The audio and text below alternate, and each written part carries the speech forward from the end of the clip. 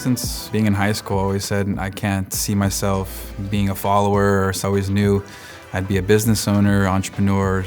There are multiple ways to make money and be successful, and what you want to do, you need to learn about, and you need to immerse yourself. For me, it was passive income and cash flow. Real estate hits those numbers, so I decided to go to the real estate club and learn from people who have done it.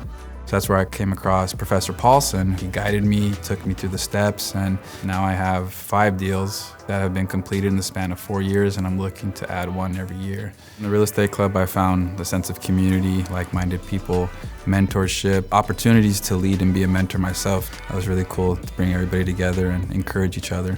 You don't have to follow this beaten path that everybody tells you. And the beautiful thing about real estate is there's multiple avenues to success and wealth generation.